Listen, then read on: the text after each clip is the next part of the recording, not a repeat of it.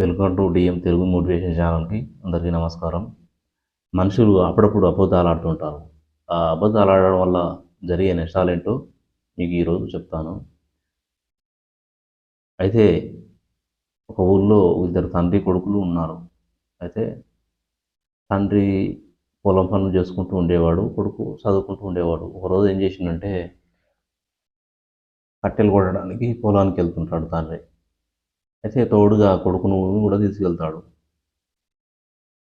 తీసుకెళ్తే ఏమైందంటే అక్కడికి వెళ్ళినప్పుడు కట్టెలు కొడుతుంటే మధ్యలో ఏమైందంటే ఇక్కడ పులి తిరుగుతుంటుంది. కొడుకు ఏం చెప్పినట్టే పులి తిరుగుతుంటుంది, జర చూసుకుంటూ ఉండు, అది వచ్చినప్పుడు నాకు చెప్పు అని ఓ తండ్రి కొడుకు చెప్తాడు.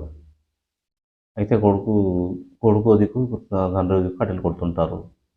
ఈ మధ్యలో ఈ కొడుకు ఏం చేస్తాడంటే నానా పులి పులి పులి పులి అని అరుస్తాడు.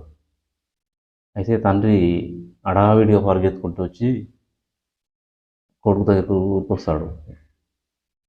అయితే అప్పుడు కొడుకుండి ఉన్నాయి ఈ అన్నవి ఏం నేను ఊరికేనే ఒట్టిగా టెస్ట్ చేశాను, మీరు వస్తారా రారని టెస్ట్ చేశాను అని కొడుకు అంటారు తండ్రిని.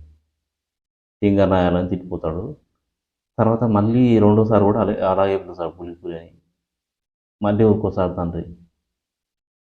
అప్పుడు తండ్రి కోపం వస్తుంది. ఉతికినే మళ్ళీ వస్తారా రారని పిలిచానని కొడుకు టెస్ట్ చేశానని కొడుకు అంటాడు. తర్వాత మూడోసారి నిజంగానే పులి వచ్చేసింది. అప్పుడు పులి వచ్చినప్పుడు ఏం చేయాలి కొడుకు? పులి పులి అరవాలి కదా. ఇప్పుడు అరిస్తే తండ్రి రాడు. నానా పులి అని గట్టిగా అరిచిండు. ఎన్నిసార్లు అరిచినా కానీ వీడు తింగర్నాయల ఊరికే నీ అబద్ధాలు ఆడుతుంటాడు, ఈ కామెడీ చేస్తుంటాడు అనుకొని తండ్రి తన పని తను చేసుకుంటూ వెళ్ళిపోతాడు. ఈ లోపల పులి వచ్చి కొడుకుని ఎత్తుకొని తినేసి వెళ్ళిపోతుంటుంది. అయితే అప్పుడు ఈ కథలో నీతి ఏంటంటే అబద్ధాలు ఆడడం వల్ల ఒక ప్రాణమే పోయింది. అంటే మీరు అబద్ధాలు ఆడడం వల్ల ఒక ప్రాణం పోయిందంటే మీరు ఎంత దారుణంగా ఉంటుందో అబద్ధాల వల్ల మీరు ఆలోచించాలి. ఎట్టి పరిస్థితుల్లోనూ అబద్ధాలు ఆడకండి.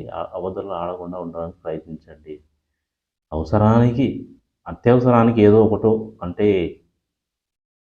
అదేం కాదు కానీ మరీ పదే పదే అబద్ధాలు ఆడుతూ కొంతమంది అయితే అబద్ధాల విన్నే బతుకుతుంటారు.